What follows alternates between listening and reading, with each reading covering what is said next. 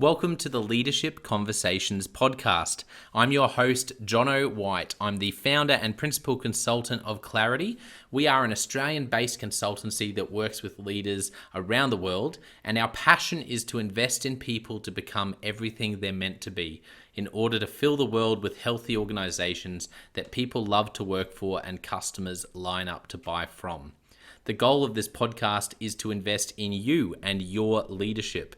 If you're just joining us for the first time, then feel free to check out consultclarity.org. That's our website, consultclarity.org. We have so many free resources on there, the most popular being our 7 Questions on Leadership series. We've had more than 1,500 leaders from around the world in all different sectors give their in-depth answers on leadership, what books they love, what they found most challenging, the most meaningful stories, how they structure their time through the day. That's free, so go and check it out. And we'd love to interview you about your leadership. I believe you have advice from your experience, your context, and your life so far that is important and can help other leaders. It's also a great way to give back. It's free to get involved, and you can do so by going to consultclarity.org/7-questions-interest, or just Google consultclarity.org 7 questions interest and fill out the form that pops up. We have a free resource for you on our website. It's called Leadership Survival Guide. It's a 57-page ebook. It has interviews with 10 world-class leaders, and you can go to consultclarity.org. It's right at the top, and get that today. We also have a daily email that we send out to over 15,000 leaders, and that email contains the highlights, our best content from our podcasts, our blog, my book, the books that we're loving that are out there about leadership. It's also the best way to get access to our masterclasses and workshops before anyone else. And there's also exclusive and limited special options just for subscribers. And you can subscribe by going to consultclarity.org/subscribe.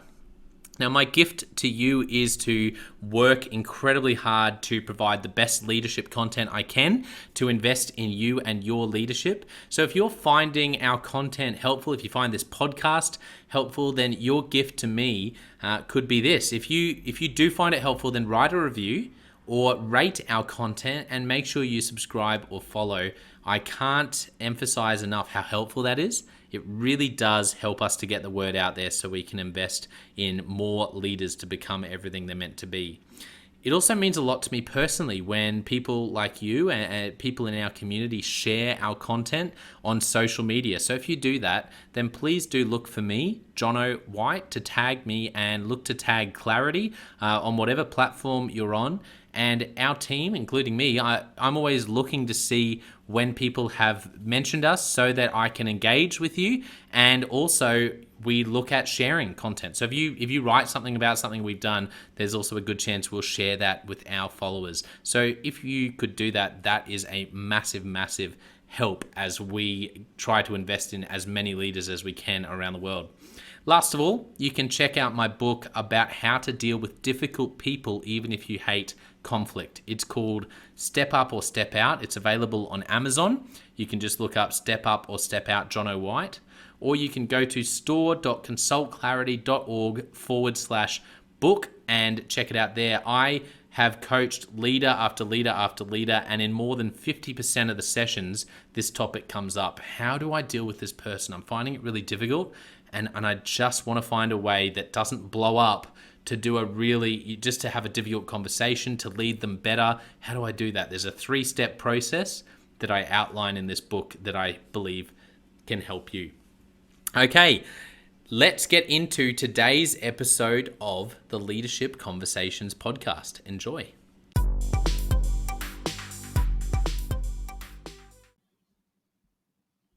Welcome to another episode of the Leadership Conversations podcast.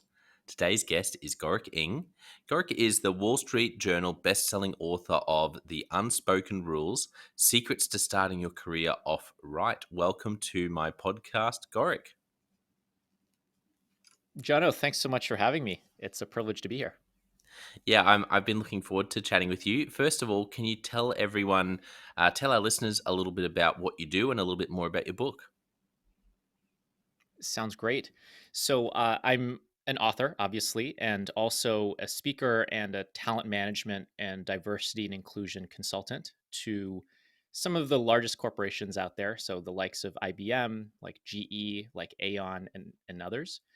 And what I essentially do is help individuals and organizations make sure that they create an environment where talent is developed, supported, and excited. And I do that by creating workshops and speaking engagements that help early career hires get up to speed from someone who's fresh out of school to someone who is able to take ownership, be a high performer, be that high potential, and can ascend to positions of leadership. And I also work with managers on how they can better manage in a more inclusive way, especially in light of this great resignation where talent is really all that you have. And it becomes that thing where you don't appreciate it when it's there. You only appreciate it when you don't have it anymore. And a lot of organizations nowadays are looking to me and my work on how do we better engage, how do we better develop, and how do we better retain employees.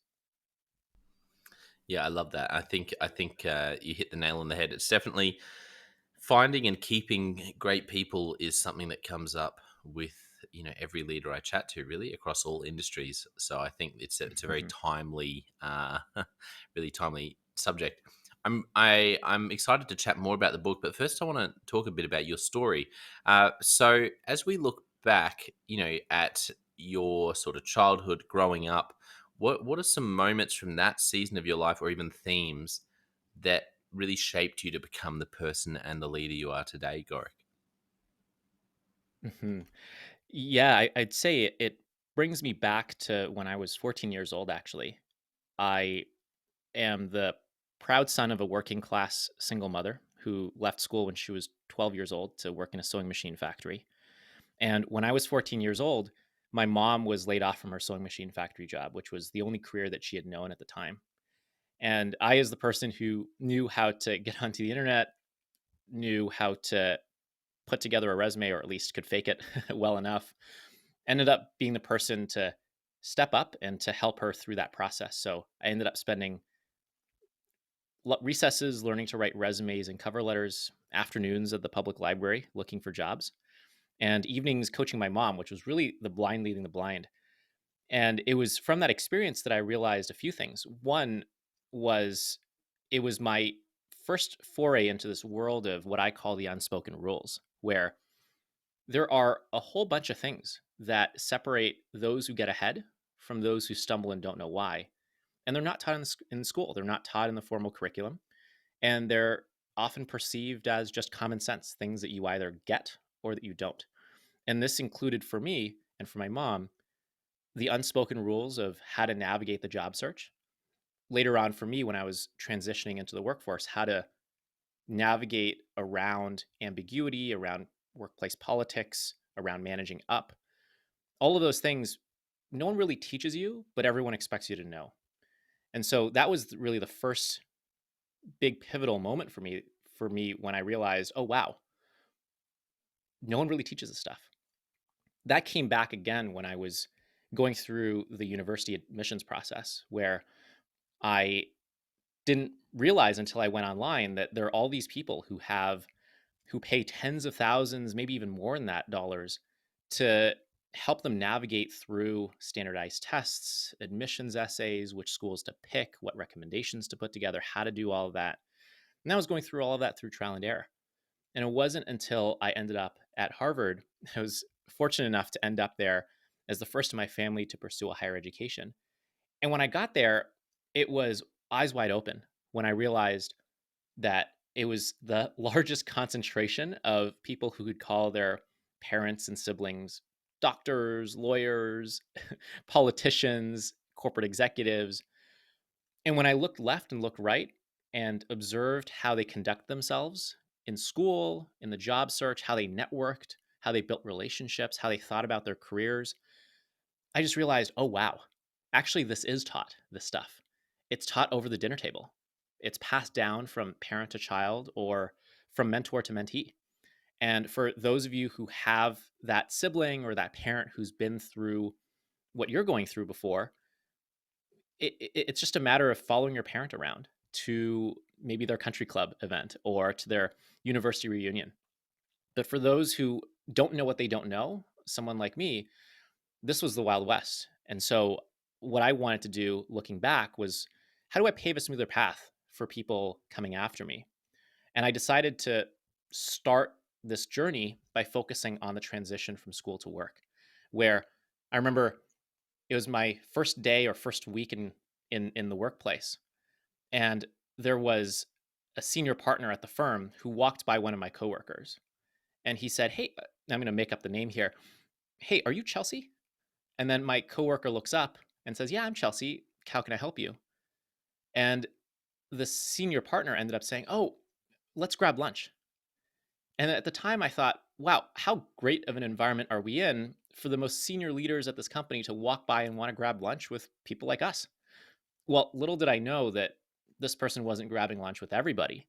They were grabbing lunch with people like Chelsea, who was referred to the firm, who had a parent who was university friends with a senior partner. And fast forward, you end up in a situation where Chelsea ended up getting onto projects that I didn't even know existed.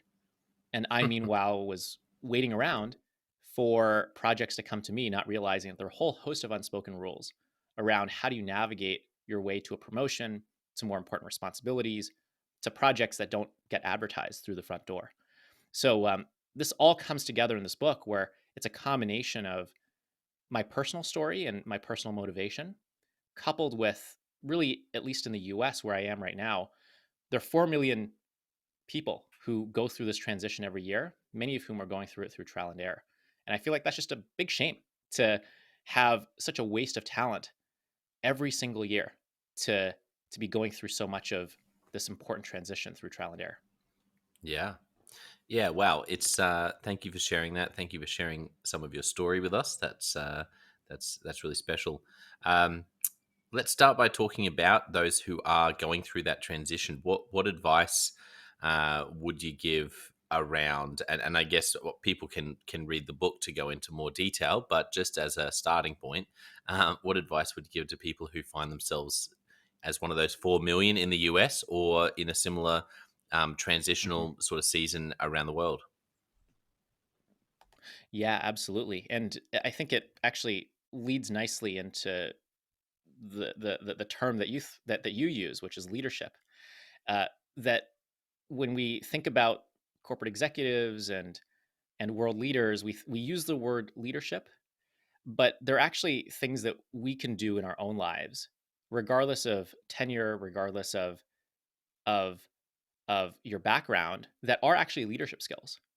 And these are skills around communicating effectively, around taking ownership, around being proactive, around managing your manager, that are learned behaviors. And what it takes to acquire these skills and these abilities is, well, one, looking left, looking right in a new environment, seeing what are the behaviors of those who are seen as the highest performers and the highest potential, and what are they doing and not doing that you can emulate because they are behaviors that are also authentic to you. And so I have a few examples here. So in the workplace, and it doesn't actually matter if you are an early career professional or mid stage, if you're managing up, which all of us are, it's important to, number one, give people something to react to. So there's an unspoken rule which I think of as do and show your homework. So instead of going to others and saying, what do I do next, there's actually a whole song and dance of how you talk to other people. And it's in the form of saying, Jono, I am trying to do research on this. I found this. I'm not so sure about this. Should I do A, B, or C? I think I'm supposed to do B, but I wanted to check it with you first. Am I thinking about this the right way? So I'm now using a lot more words than just saying, Jono, what do I do next? But there's a stylistic way in which you finesse your communication with other people that has people thinking, oh, wow, this person has a good head on their shoulders. They have things under the control. They're taking initiative. This is the type of person that I want on my team. This is the type of person that I want to promote. So that's just one example. Another example is around essentially essentially knowing when you're supposed to be seen and heard. So in the workplace, one of the most nerve-wracking arenas that you will find yourself in are meetings. And often, especially if you feel like an outsider, it can be difficult to speak up, whether because you don't know if you're about to say a stupid comment, or if maybe you're in the presence of someone who's longer rambling or louder talking, and it's difficult to have your voice heard. What's really important in a situation like this is to look left, look right, observe the patterns of behavior of the people around you, and to see, oh, wow, actually, it looks like many of the people at my tenure are speaking up. In which case, there's an unspoken rule or an unspoken expectation that you too will speak up. And then it's a matter of figuring out, hey, how do I get my voice in? How do I say it? How do I build allies around the room so that when that time comes, that I'll be seen and heard? So lots to unpack there, but really not taking for granted that you're doing your job Mm. is only your job. There's actually a lot more that goes into it. Yeah, that's really interesting. I appreciate you unpacking that. Are there any other unspoken rules that you want to highlight? Now for our listeners who may or may not be going through transition. hmm Yeah. So if you're not going through a transition, you would fall under one or more of the following categories. So you either want to keep up, or you want to step up, or you want to move into a different role. So outside of the moving into a different role situation, if you're trying to keep up, there are unspoken rules here around focusing on what's urgent and what's most important.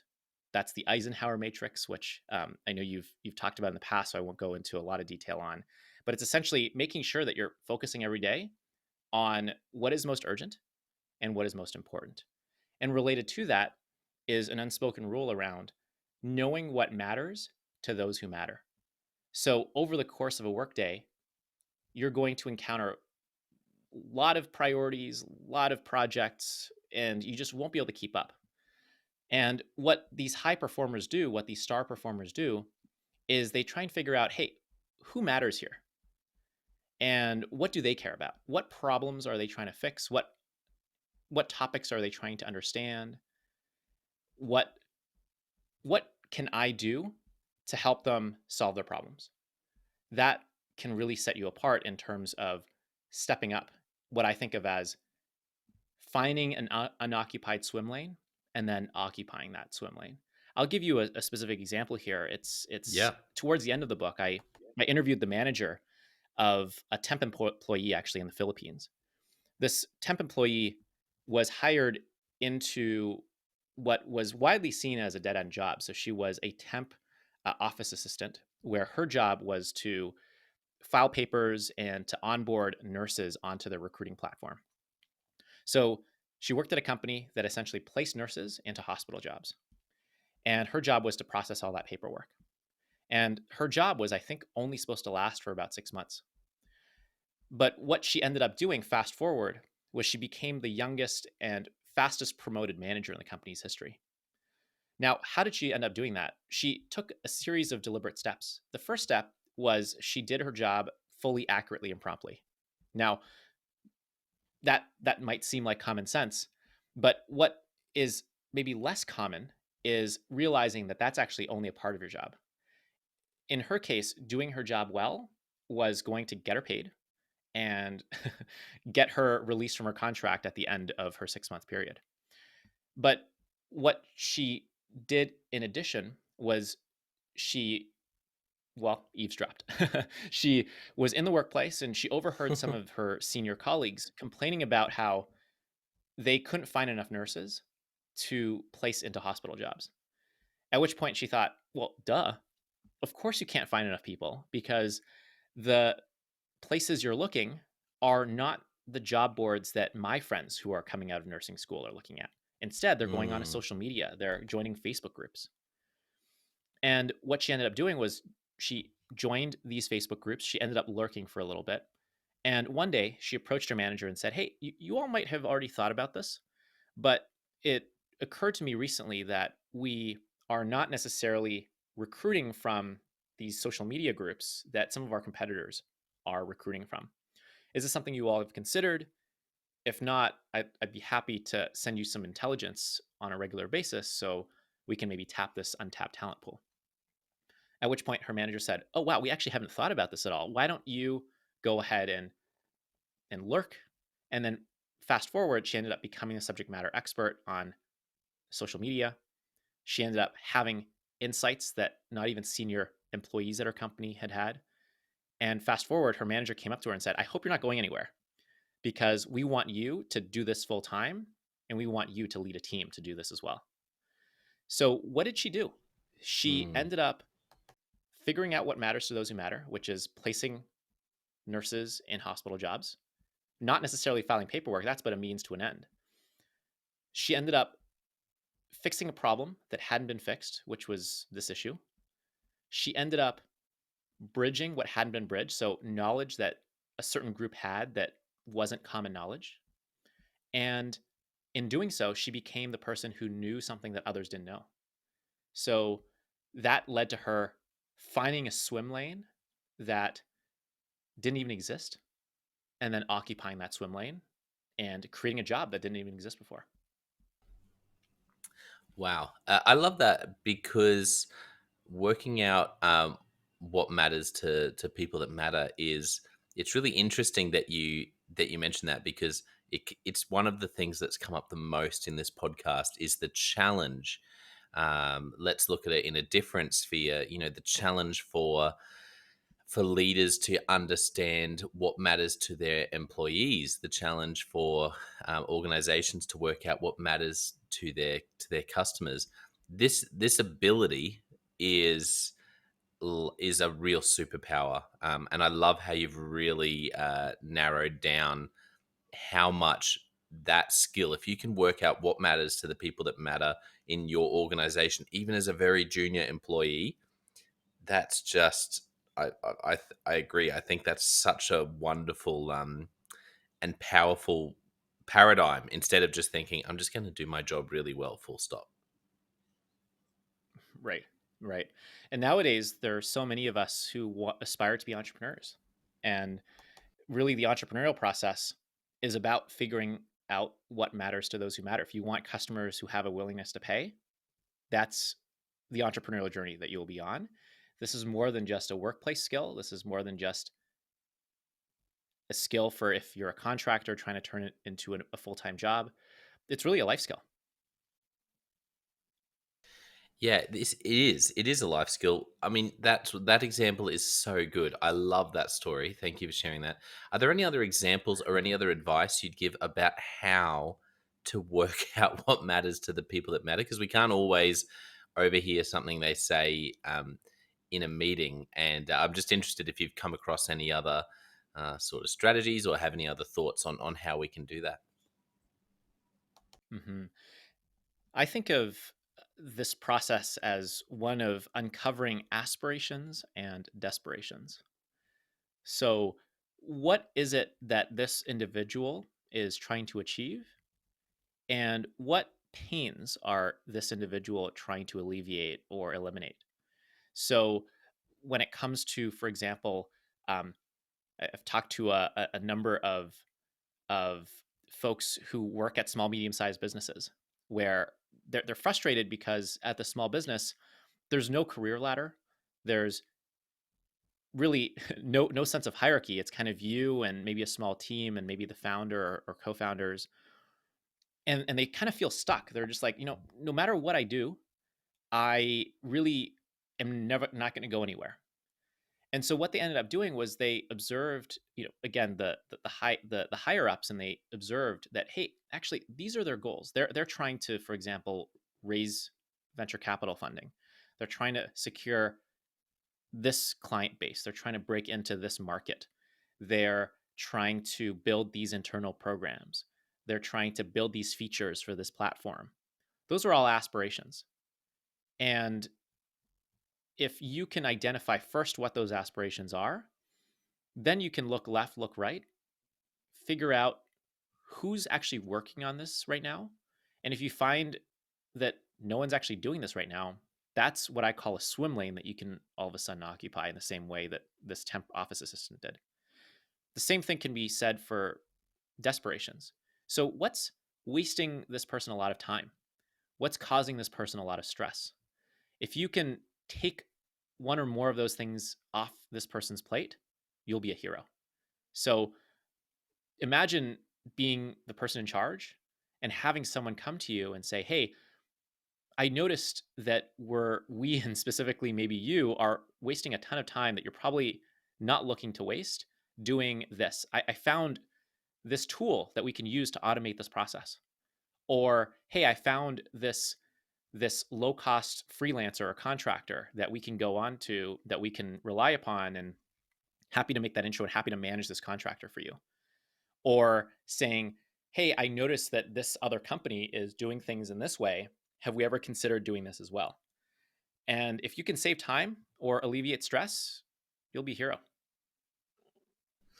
Yeah, that's so good. I love that. Aspirations and desperations. Um, yeah, it's it's so good, Gorick. Uh, Let me ask you one thing I'm really interested in. I know a lot of our listeners will have aspirations to write a book. They're leaders. There's some sort of thought leadership that they're passionate about.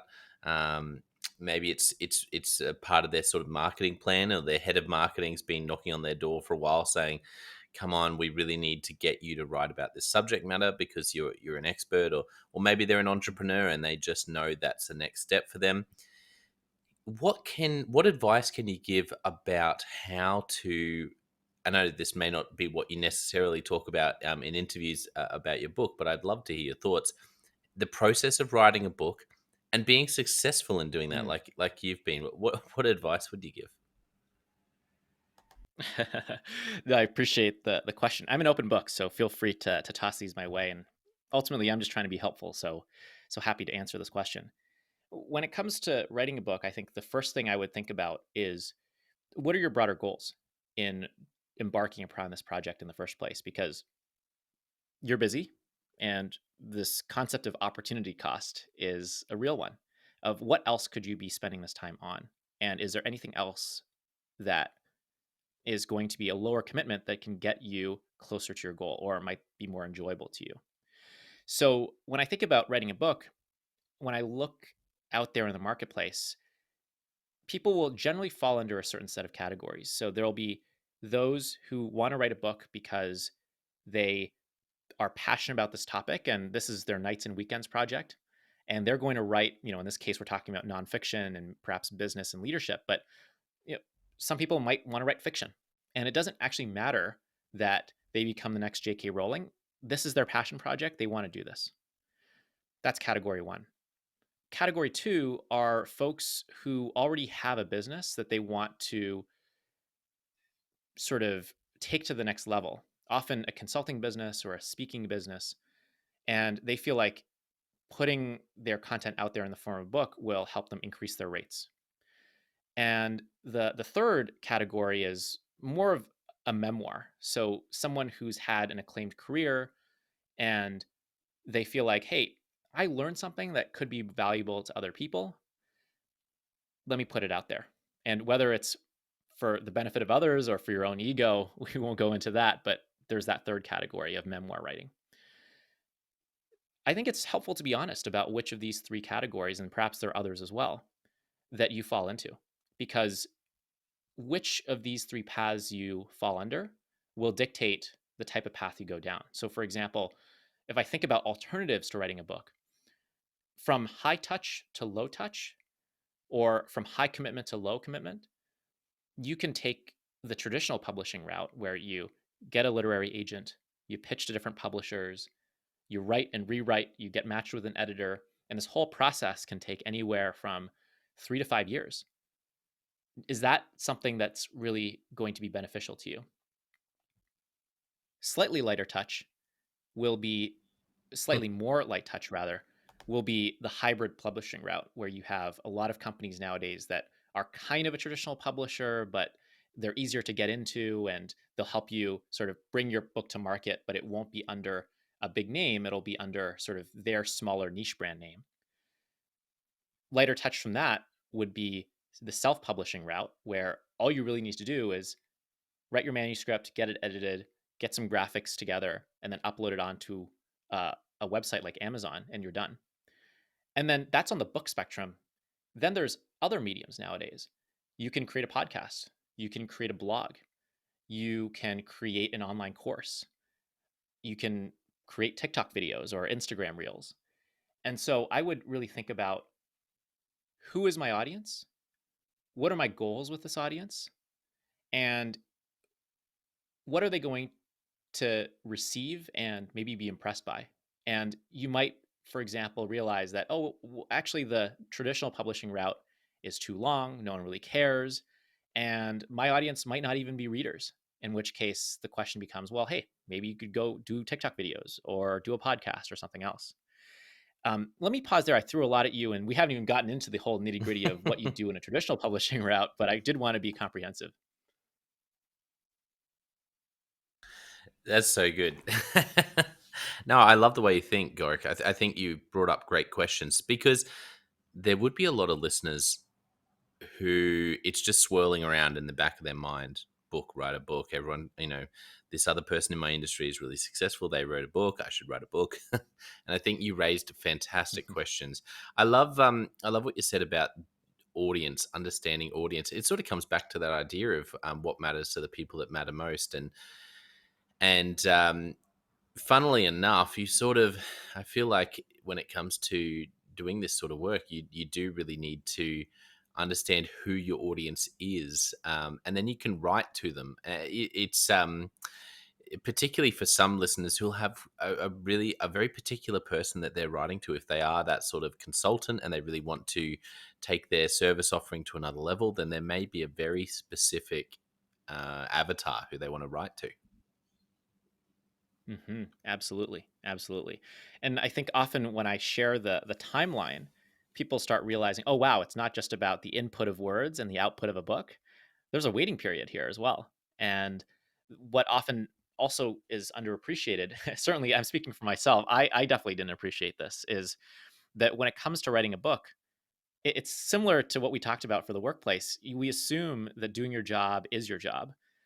In the case of writing a book, we assume that writing a book is all that it takes to write a book, when really that is maybe half at most of what you need to do.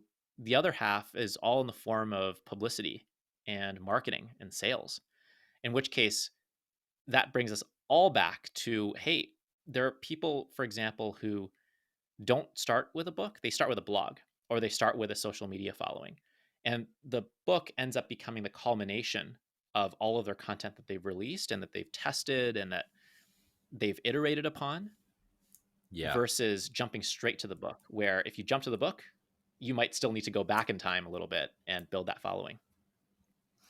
Yeah, it's so good. Greg McEwen, who I really love his work, Essentialism and Effortless. He did that particularly with Essentialism. I'm not sure how much with his second book, but he would use Twitter. So he would tweet these different thoughts, and he would watch for how each thought was received. And so, which I have so much respect for, because I'll explain a bit how I wrote my book, which in some ways was a similar process, but just with a different audience. But he would use Twitter. He would be really passionate about something. He'd be like, "This is fantastic," tweet it, and then no one would care. And then something else he'd stumble upon, and he'd tweet that, and everyone would go off on it. And those were the things that he would then be like, "Okay, so then he'd tweet more about that." Yep, everyone is just, this is really of interest to my audience, and so that would become a chapter. So he would actually leave out the things, even if there were some things that he loved himself, if it wasn't resonating with people.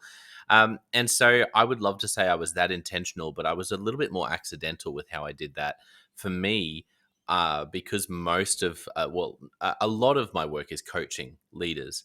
So I just found that I had this framework from my own experience, and I had used it myself. I hadn't actually really thought about turning it into a book, to be honest. But when I was sitting with leaders or talking with leaders over Zoom or over the phone, like I was looking for patterns, but 50% there was this. like one in every two sessions would bring up dealing with difficult people. And that to me was like Mm. not subtle. And I kept having to show people this framework that I had come up with. And then, of course, that helped me to refine it because people would say, yeah, but what about this? Or, but how does that work with this? And then so I'd always be through conversation with them refining it. And so after quite a while, probably a couple of years, I looked back and realized, wow, this topic is coming up one in every two sessions. I have a framework that I've used myself. This is a no-brainer. So that was my process as well, not as intentional as Greg McEwen in terms of going and putting it out there, but looking back, and I think we can all do that. We can all look back and say, what is it that I tell my clients, or what is it that I talk to people about that captures their attention more than anything else. And maybe that's a starting point, if not for a book, to start that sort of process where you put blogs out or use things like Twitter, Instagram, TikTok, and see what resonates with people, and then pay attention to that and try to build on what really resonates. Yeah, that's so well summarized there, and it very much parallels, in my view, to the entrepreneurial journey. So nowadays, folks are looking to startups, and folks have probably learned about this idea of testing and iterating and A/B testing and creating something that's a lean, minimal viable product, this MVP. So I'm throwing out there a lot of startup kind of tech jargon, and this is all swirling around this idea of, if you want to build a big business, you need to start really small, and you need to start with, let's say, one feature. And it might not even be something that you'll code up yourself. Maybe you just whip together a Google form, and that kind of serves the function of whatever tool you want to build. And you put it out there. You might draw some sketches on a napkin. You'll show people and you'll ask, hey, what do you think? Which one do you like more? And it's through that process of dreaming something up, sketching it on a napkin, finding the fastest, cheapest way to test for people's reception towards this idea, that these big businesses get started. And what I didn't appreciate until I started getting into this myself was, writing a book is actually like building a startup. It's actually like, it's the exact same process. The only difference is your product, quote unquote, isn't a software platform, or a product. It's words on a page, it's ideas. But anyone in business would know, just having a great product is necessary but not sufficient. You need a sales team, you need a go to market strategy, you need marketing. And that's really where this whole social media following thing, this audience building thing, becomes so important. Otherwise, you'll just sort of be this tree that falls in the forest with no one hearing it. Yeah, it is very similar. So that's, I think people are going to find that really helpful. Thank you for unpacking that. One other thing I really want to ask you about, well, there's probably 50 other things, but I'd love to invite you back for another episode, Gorick, because I think you are, like I said, there's so much we haven't gotten to around,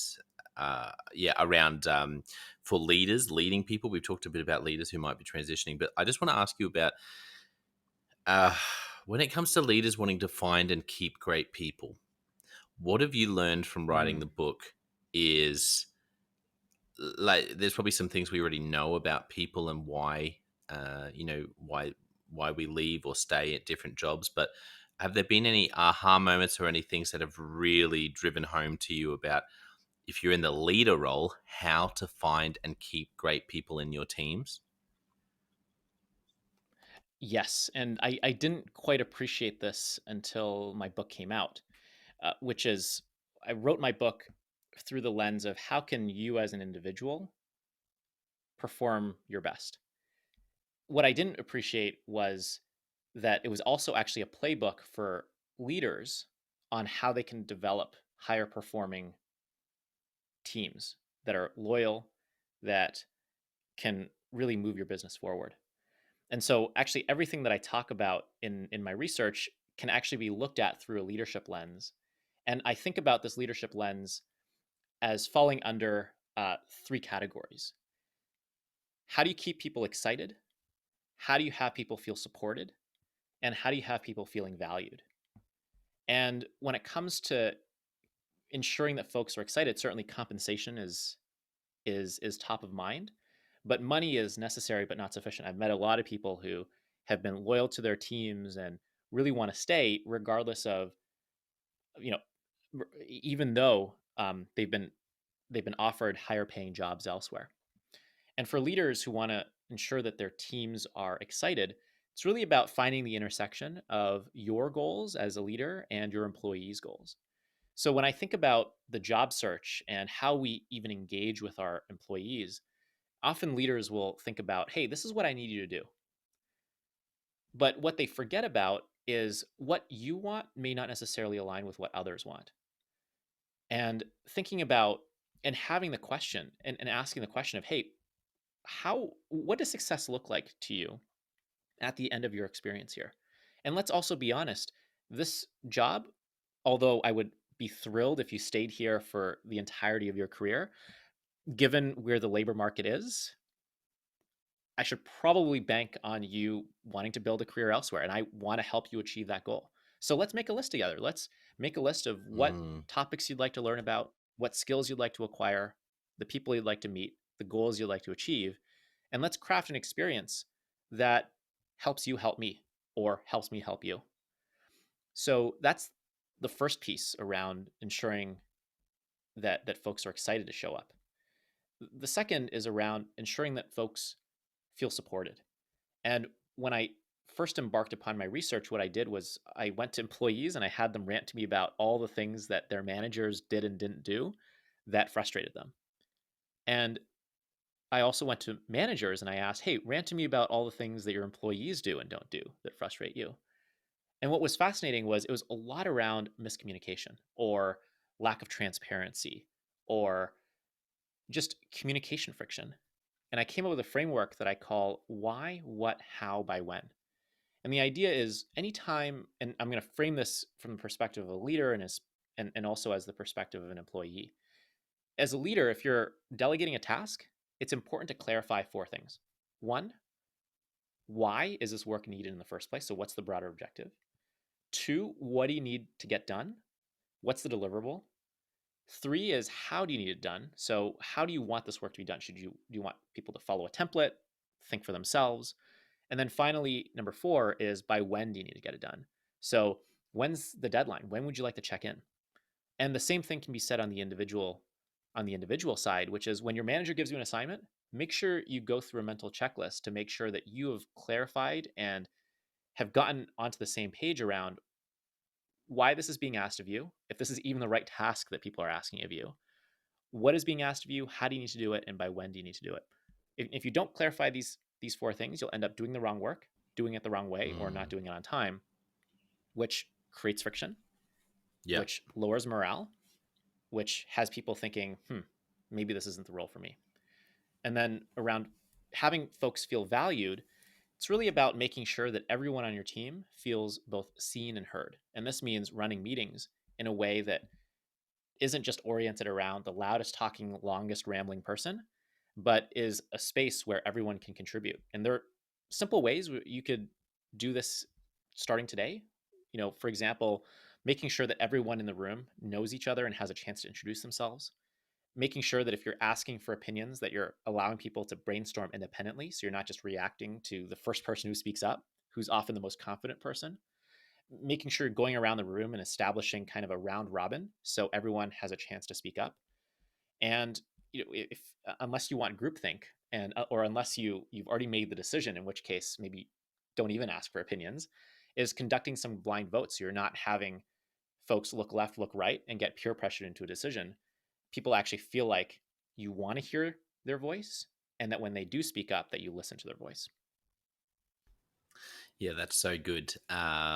Great, some great advice there. Well, I want to jump into Leadership Express and ask you a handful of questions as we wrap up. Are you ready? Sounds good. Let's do it. Okay, firstly, I will get you in a moment to remind everyone about your book because I really do want to encourage people to get it. I think it's on point, timely, and for many it'll be, just what they need either as someone on the search or as a leader wanting to maybe understand how they can use some of these ideas to keep and find great people like we talked about. But then I also want you to tell me what's a book that you've gifted to other people. Hmm. The book that I've gifted to other people, actually, it's a number of them, but I would say one of them is Cal Newport's "So Great They Can't Ignore You." It's essentially Yes. around how do you think about your career and how do you build rare and valuable skills, which is a Cal Newport term. Yeah, I love that. I do love that book as well, and I think I love ideas like Cal Newport's that flip things on their head.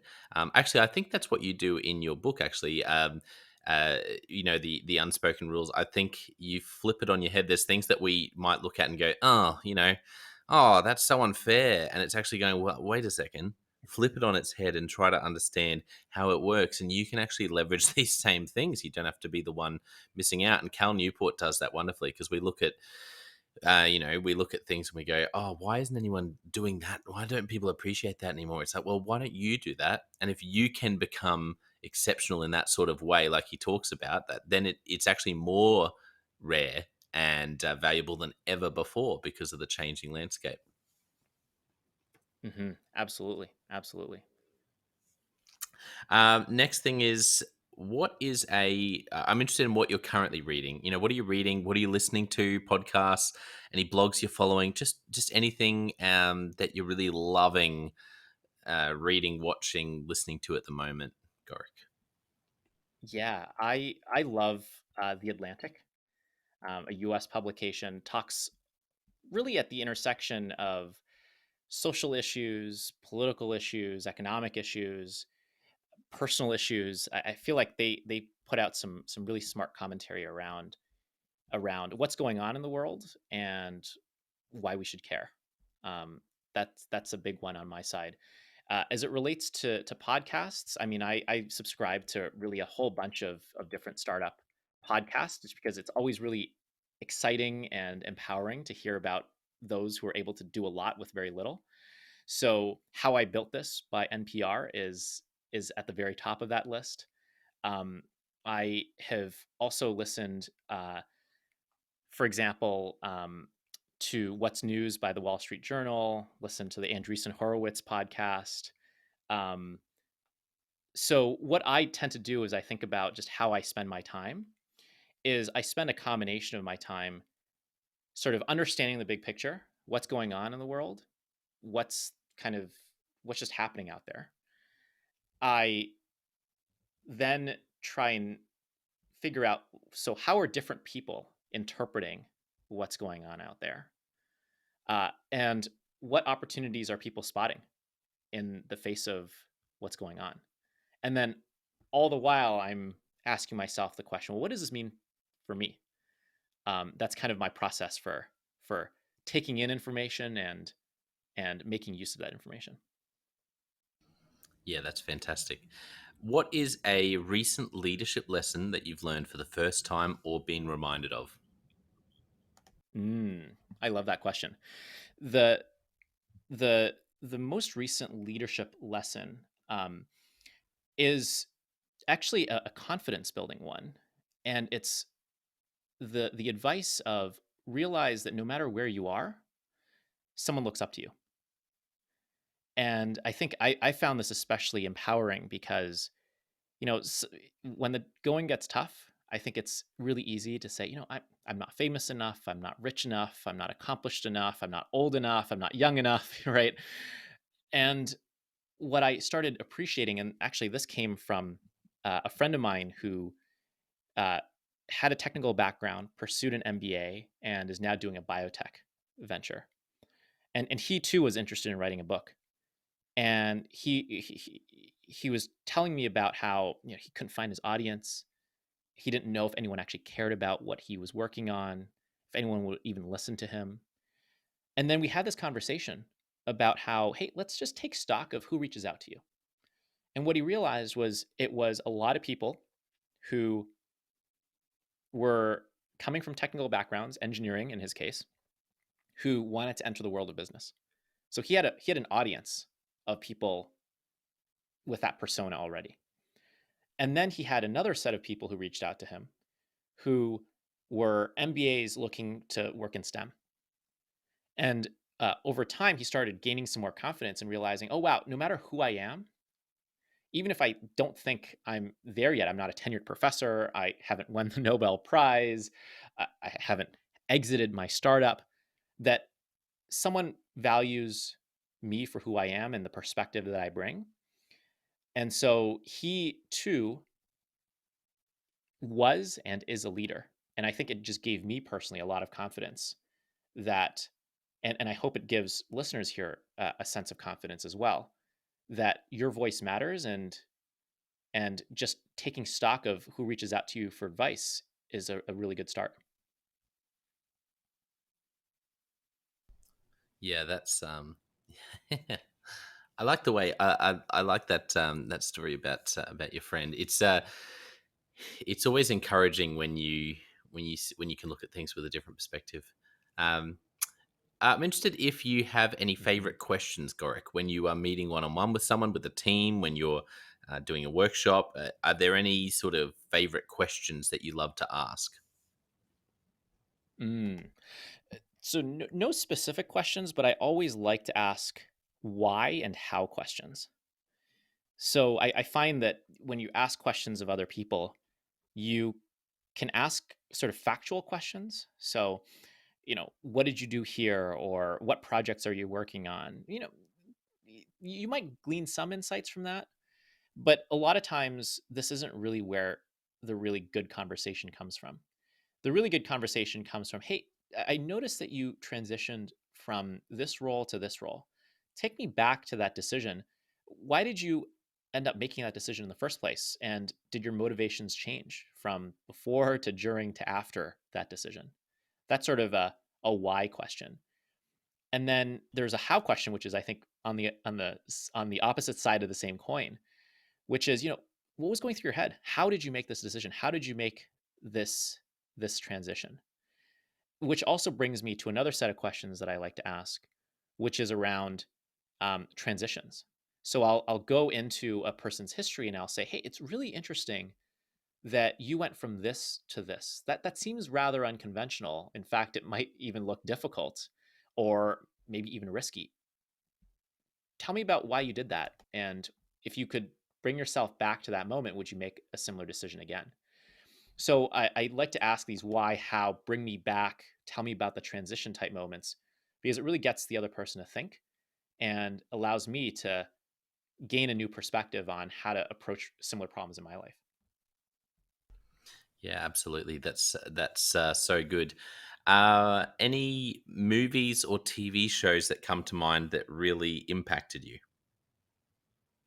Oh, I always like sci-fi. I always like adventure, and the most recent one that I watched was Dune. My decision, and I have actually regrettably not yet read the books, and Dune fans will probably be shaking their heads and wagging their fingers at me on this. But I really enjoyed the movie. I thought it was fascinating to travel forward in time and to see a future that could be.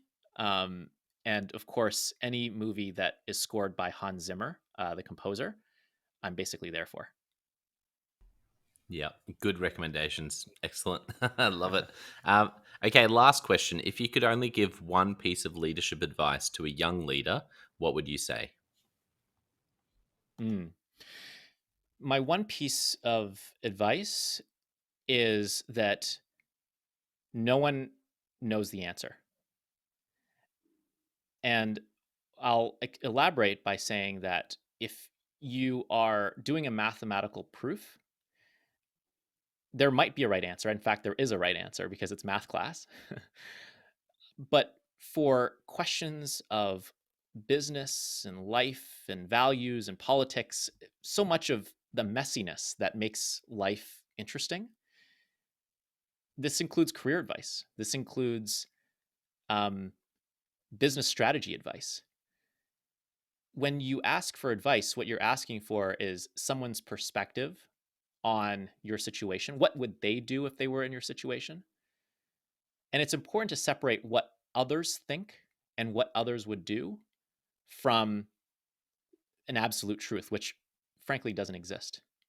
And when I was first starting out, I think I would often look to senior leaders and I would think they've they've lived an entire lifetime more than me. Clearly, they know something I don't, or they speak so confidently. They must know something I don't know. What I didn't appreciate was that for a lot of the questions that I was asking about, should I do this with my life? Should I make that transition? Should I take this job? This is a matter of opinion, not a matter of fact. And it's really important to separate fact from interpretation or fact from advice. Love it. That's so good. For those who've really enjoyed today, can you just remind us how people can find you online, Gorick? Sounds great. The best way is to go on my website, which is gorick.com. That's GORICK.com. And there you'll find links to my book. You'll find me on social media. I'm especially active on LinkedIn, and I would encourage folks to connect with me. Always looking to continue the conversation and to meet someone new.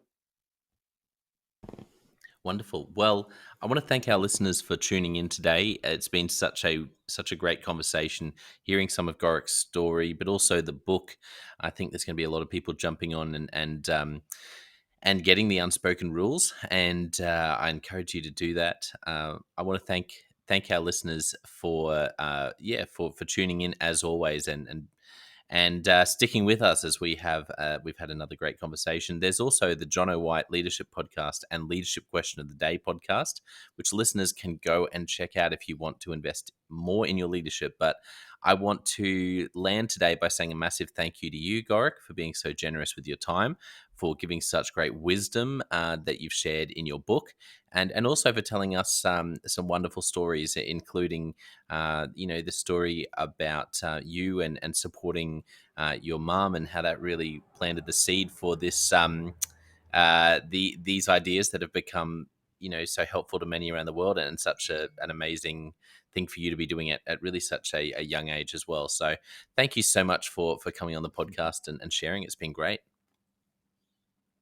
Thanks so much, Jono. Really appreciate this time and love your smart questions. Really excited to continue the conversation.